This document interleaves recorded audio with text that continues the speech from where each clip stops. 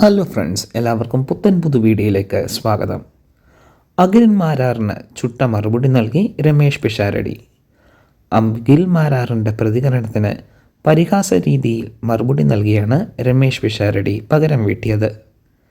അഖിൽ മാരാർ പറയുന്ന കാര്യം 3 ആഴ്ച കഴിയുമ്പോൾ അദ്ദേഹം തന്നെ തിരുത്തി പറയുമെന്ന പരിഹാസ രീതിയിലുള്ള മറുപടിയാണ് രമേശ് പിഷാരടി നൽകിയത്.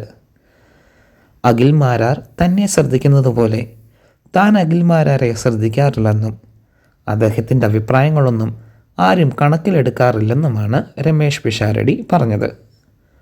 കോൺഗ്രസിനു വേണ്ടി പാലക്കാട് ഇറങ്ങുന്ന സ്ഥാനാർത്ഥിയാണ് രമേശ് പിഷാരടി. രാഹുൽ മാങ്കൂട്ടത്തിൻ്റെയും ഷാഫി പറമ്പിലിൻ്റെയും മറ്റ് കോൺഗ്രസിൻ്റെ എല്ലാവരുടെയും സപ്പോർട്ടോടുകൂടിയാണ് ഇദ്ദേഹം മത്സരിക്കുന്നത്. ഇത്തവണ പാലക്കാട് രമേശ് പിഷാരടി ജയിക്കാനുള്ള സാധ്യത വളരെയേറെയാണ്. ഇങ്ങനെയിരിക്കുന്ന സാഹചര്യത്തിലാണ് അഖിൽ മാരാറിൻ്റെ പ്രതികരണം എത്തുന്നത്. രമേശ് പിഷാരടിക്ക് രാഷ്ട്രീയത്തെപ്പറ്റി ഒന്നും അറിയില്ലെന്നും സ്റ്റേജ് പ്രോഗ്രാം മാത്രം നടത്തിയ വ്യക്തിയാണ് രമേശ് പിഷാരടിയെന്നും അതിനാൽ ഇദ്ദേഹത്തിന് രാഷ്ട്രീയവുമായി യാതൊരു ബന്ധവുമില്ലെന്നാണ് അഖിൽ മാരാർ പറഞ്ഞത്. ഇതിനെപ്പറ്റി ചോദിച്ച മാധ്യമപ്രവർത്തകരോട് ഓരോ ആഴ്ചയും ഓരോ അഭിപ്രായം പറയുന്ന അഖിൽ മാരാറിൻ്റെ വാക്കുകൾക്ക് കേരള ജനത യാതൊരു വിലയും കൽപ്പിക്കുന്നില്ലെന്നും അഖിൽ മാരാറിനെ ആരും അറിയപ്പെടുന്നു പോലുമില്ലെന്നുമാണ് രമേശ് പിഷാരടി പറഞ്ഞത്.